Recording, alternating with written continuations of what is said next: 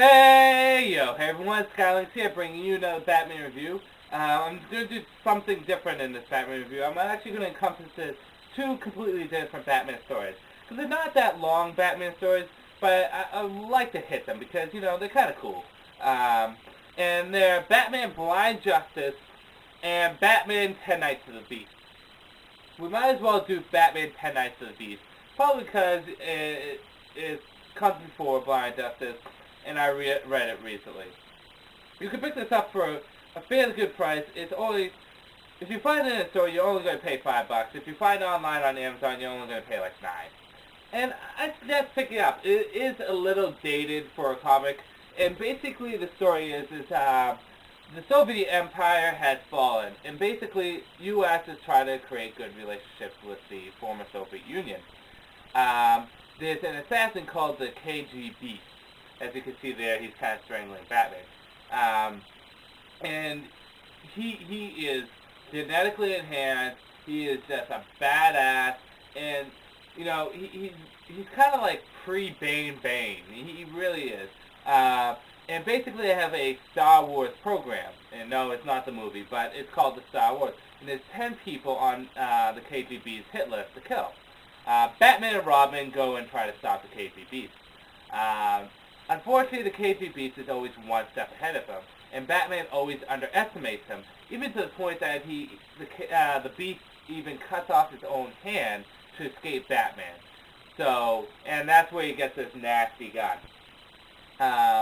The story really cultivates the KGB. I'm like mixing up everything. The KGB takes out almost everyone, and it comes down to the last person he needs to assassinate is Ronald Reagan. Yes, it is that dated. Of course, you can just say zero hour, it kind of corrects all this, and it's Clinton. But, and to assassinate Ronald Reagan. And he fails at that. The Batman does stop him, but Batman doesn't, he fights him, but it's not like this big climactic fight. Batman kind of just says, a few years ago, I would have really wanted to fight you, but now I'm just going to trap you. And he traps him up, and he just leaves him. It eventually is revealed in Batman Year 3 that he told the cops where he is. The KGB can be seen in Batman No Man's Land, where he's at Black Heart, or Blackgate, and he's also in Face to Face, where he gets killed. But it's not a bad novel. Like I said, it's really dated, so you really kind of have to lose yourself in it. But it is nice. It is nice. So yeah. Just in case my battery goes out, I'm going to pause the review for now. I'm just going to switch batteries, and I'm going to do Batman Blind Justice. So don't worry, I'll be right back. Okay, we're back here. Hopefully my battery doesn't go out on me. Let me just adjust this camera. I guess that's good. Batman Blind Justice. Now, I'm going to say at first, I didn't like this. But when I reread it, I found this actually a decently good Batman story. It says that it introduces the man who trained Batman. Don't get deceived by that. He only shows up a little bit, and it doesn't really much matter to the story that much. Basically, to sum up this story, Batman has to go through. He has to fight this monster called the Bone Crusher, and the Bone Crusher is actually just a puppet. What happens is there's a mind control experiment being done underneath Bruce Wayne's nose. And one of the people that are being experimented on is this homeless guy. His sister tries to find him, and eventually leads her to Bruce Wayne, and Bruce Wayne helps her find him. Bruce Wayne kind of has a thing for her, and she has a thing for Bruce Wayne. Basically, Bruce Wayne is trying to find who's doing these mind control experiments, and in the process, he is convicted by the courts, indicted, arrested, and shot. And being shot leads him to use a mind control device of his own. He learns that the mind control device is being used, and he finds one that can find the same frequency. And he asks the homeless brother, who he has now taken in with his sister, to help him out, to dress up like Batman, because Batman's in no condition to fight. Dress up like Batman and to go out there and take down the Bone Crusher and take down the guy. Uh, Eventually, it gets to the point where he's fighting the Bone Crusher, and the guy's leg, the guy who's pretending to be Batman, who is controlled by Bruce Wayne, he allows Bruce Wayne to control him, gets his leg stuck. I'm like moving my leg like you guys can see it. He gets his leg stuck, and he's about to get hit by a train, and Batman switches the frequency and becomes the Bone Crusher and tries to warn him, but the guy doesn't know it's Bruce Wayne. He falls to his death. The end. And the sister gets pissed at Bruce Wayne. Their relationship ends. And basically, that's about all. I forget if... Well, no, I don't forget. I remember. I'm not going to reveal what happens when it comes down to the mind control thing. You guys probably think I really did forget, but I didn't. No, I'm not going to reveal what happens at the end of the mind control thing.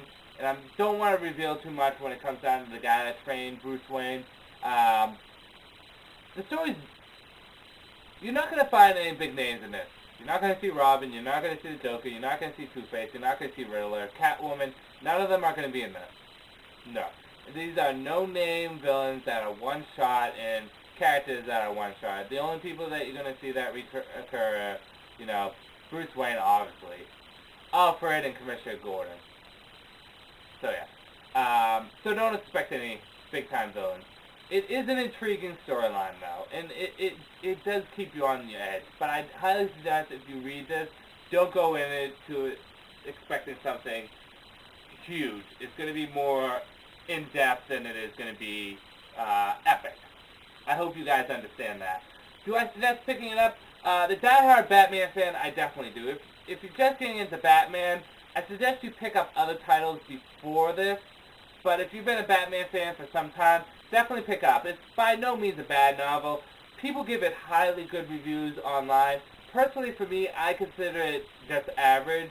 The storyline does save it, but and the ending does save it. But overall, I just was a little upset on the fight scenes.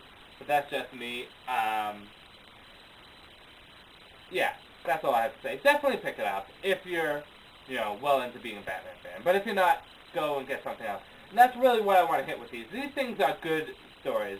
10 Nights of the Beast and Blind Justice. They're good stories. But I highly suggest you get some of the other Batman comics first before getting these. This falls around Batman year 2-ish. This falls in probably after Death in the Family. I'm not quite sure. I think so. I have my list here. I'll check real quickly. Hope my battery won't go out. I've been doing that lately. It's because I haven't been charging the batteries that much. I have my list here, my checklist. I always have this around me. This is like 5 years old. Blind Justice, yeah, it comes in right before Nightfall. It's the story right before Nightfall. So, Jason Todd's dead. Tim Drake doesn't show up. I can assume that he's not Nightwing yet. Not Nightwing, Robin. But definitely pick these up if you're under the circumstances to pick them up. They're fairly cheap and they're not hard to come by. I suggest, well, it depends. My comic store had this, but it didn't have this.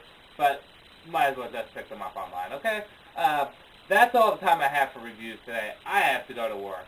I did, quite a few reviews now. So, this is Skylands. I'm going to say peace out for now.